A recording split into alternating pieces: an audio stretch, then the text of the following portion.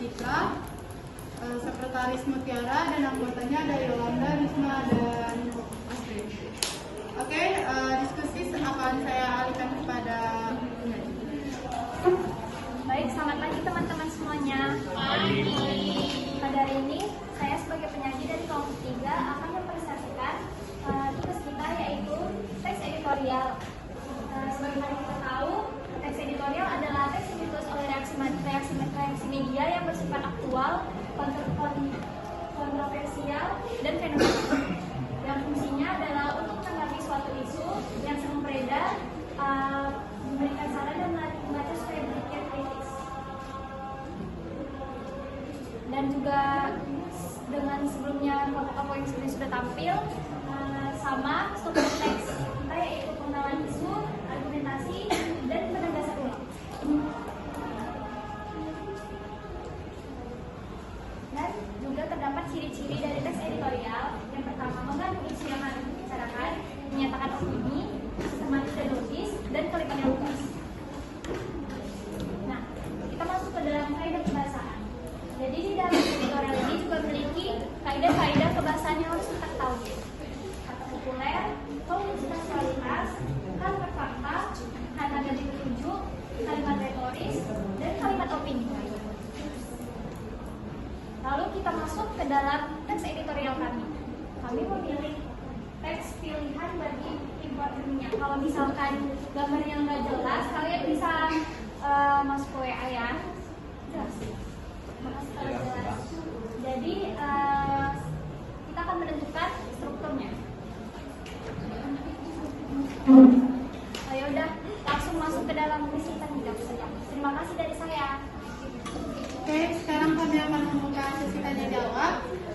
Satu kelompok hanya satu orang yang banyak.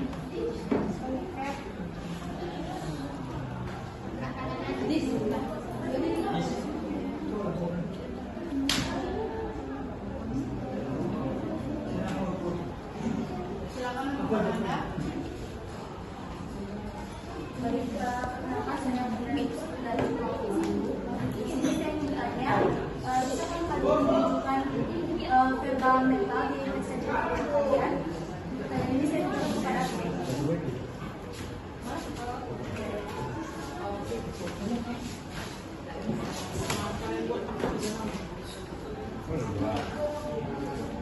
Oke, silakan Anda memilih.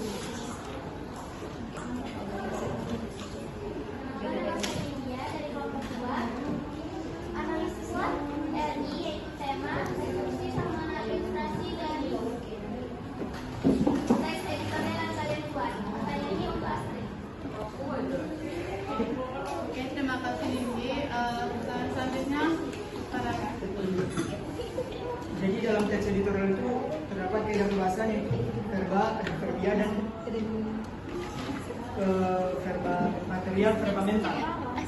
Jadi saya ingin tunjukkan kepada kami di mana letak-letak verba material, mental, konjungsi, dan adverbia. Tunjukkan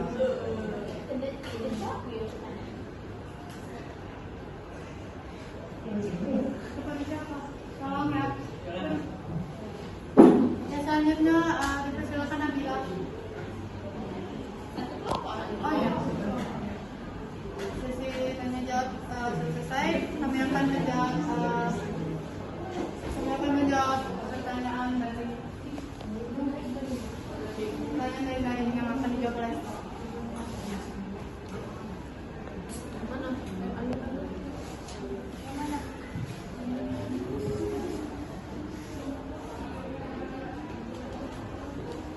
Baik, saya akan menjawab pertanyaan dari Amanda, yaitu di manakah verba mental pada teks kalian?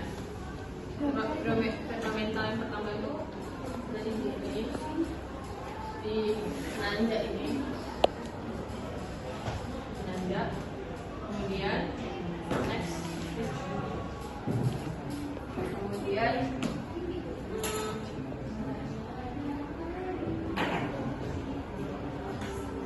ini menanggung, ini mental, kemudian ini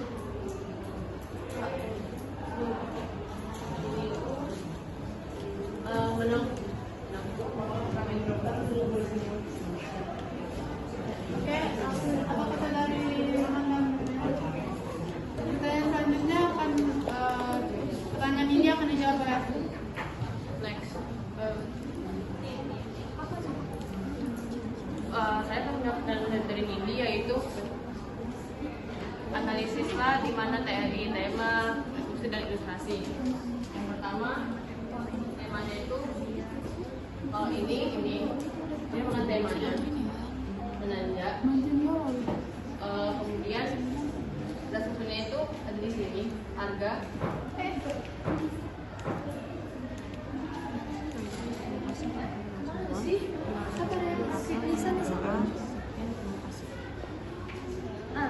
Harga sampai global ini merupakan deskripsinya. Kemudian di sini temanya tuh ini, pemerintah memilih untuk tidak menaikkan harga jual bahan bakar minyak. Jadi seperti itu. Dan deskripsinya itu ada di sini, kenaikan sampai persero. Nextnya temanya pada paragraf ketiga itu ada di sini. Menjelang pemilu, harga minyak dunia kembali menunjukkan tren menguat. Kemudian ilustrasi itu ada di sini. Dari harga minyak dalam sebulan terakhir menembus $95 sampai barat. Next,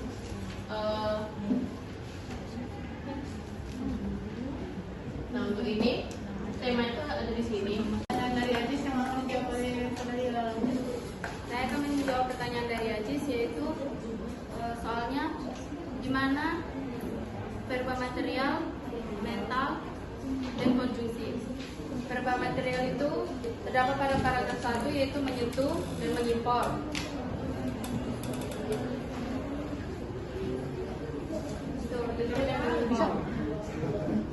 Lalu verba mental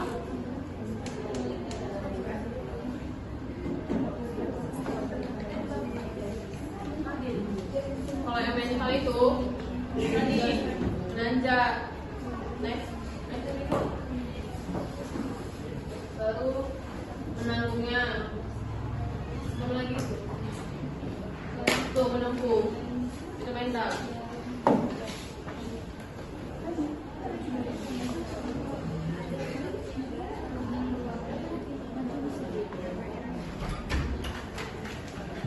Kalau verba relasional itu tidak ada di teks berita kami.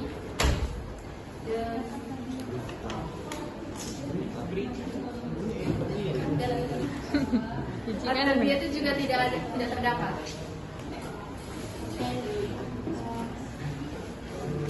Oke, apakah saudara Ajis menerimanya? Oke, terima kasih. Selanjutnya pertanyaan termin pertama sudah selesai. Kami akan lanjut ke termin kedua, yaitu klinik dasar.